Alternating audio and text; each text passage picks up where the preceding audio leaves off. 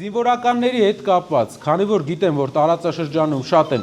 զինվորականները, մենք մի հատ ծրագիր ունենք հետաքրքիր։ Այն մարդիկ, ովքեր զինվորական են եւ ծառայում են բանակում, սպա են, իրենց համար տարեկան ամբողջ բանակի համար ստեղծվելու է 1000 բնակարան Հայաստանի տարբեր մասերում, որտեղ զինվորականը իրավունք ունենա կես գնով առնի։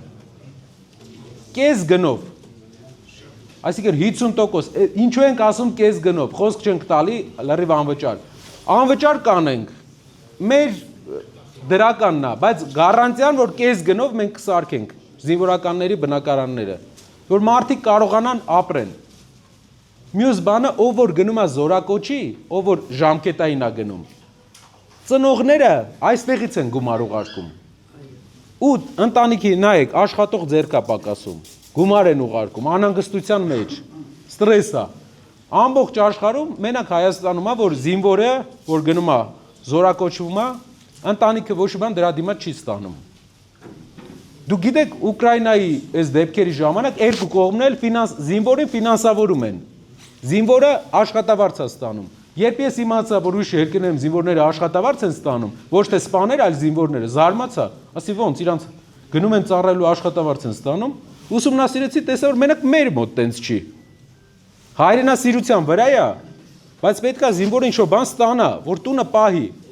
Մինիմալ 40,000 դրամ ամսեկան։ Միջոցը հատկացվելու, բայց զինվորին չէ, ծնողին։ Եթե թողեցինք չաստում զինվորին ժամկետային, չաստում կռիվներ է շատ լինելու։ Ծնողին 40,000 դրամ ենք հատկացնելու ամսեկան զինվորի համար, կամ երկրորդ տարբերակը զինվորը կարող ասի հավաքեք գումարս կգամ հետ ամբողջությամբ ինձ տվեք, բայց չաստում չենք տա այդ գումարը։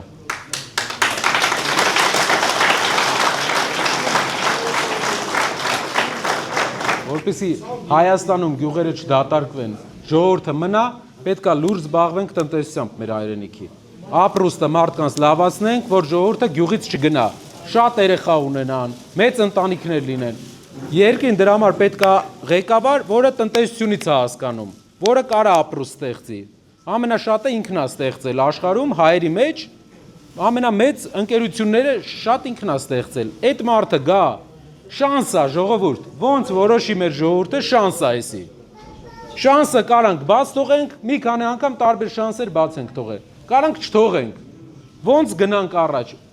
Դուք եք որոշում, ձեր հարևաններն են որոշում։ Բաժանորդագրվեք Արմատ մեդիայի ալիքներին սոցցանցերում։ Հետևեք մեզ նաև Արմատ մեդիա AM կայքում։